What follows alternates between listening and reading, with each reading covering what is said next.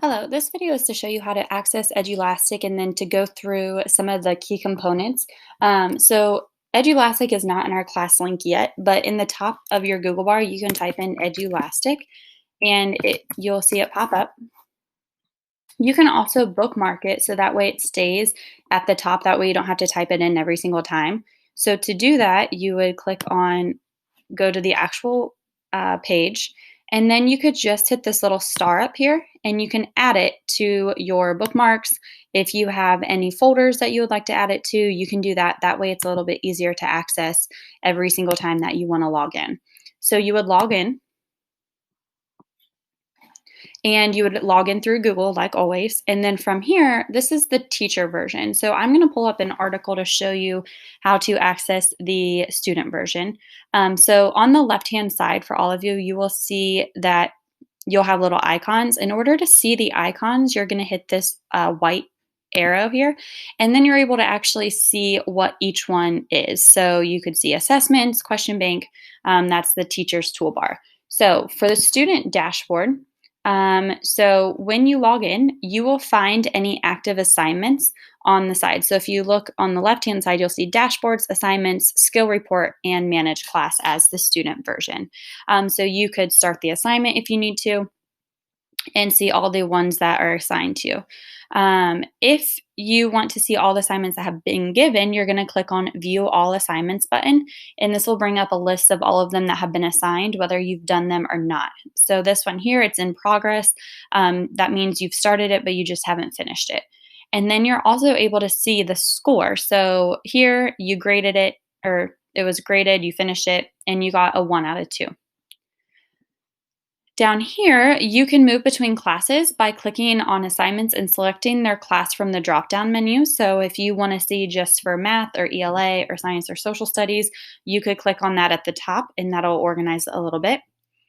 When you're ready to start the assignment, you're going to click on the Start Assignment button. And then at the top, you're able to see that you're able to flag an item, or you can hit Next. So if you aren't sure about a question or you didn't answer it, you can flag it and then you can return to it later. I would say it's a good idea to flag, that way when you're done, you don't accidentally skip over a question that you might not have completed. When you're ready to move to the next question, you'll just hit Next. At the end of the assessment, if you want to revisit your questions, you're going to select the Review Icon button, which is a bunch of horizontal lines at the top of the screen. And then a list of the questions will appear. So now you're able to see which questions were flagged, which ones were unanswered, which one you've attempted, and which ones that you might still need to do. So question 1 and 4, I could easily click on that and then it would take me directly to that question because I flagged it.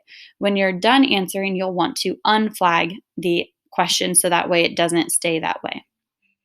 Once you've finished, you're going to submit it, and it'll officially turn in the assignment, and you won't have access to it anymore. The only way that you can get access back is if your teacher redirects it or reopens it for you. You will see a confirmation page, and then your teacher may or may not choose to show your score right away. So there are some questions that do have to be graded manually. So you might have to wait until your teacher grades it in order to see which ones you needed.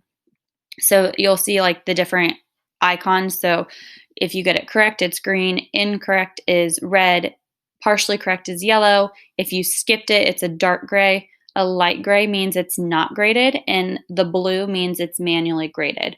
So if your teacher released these and you saw a blue, that means that she has to go in and manually grade your assessment.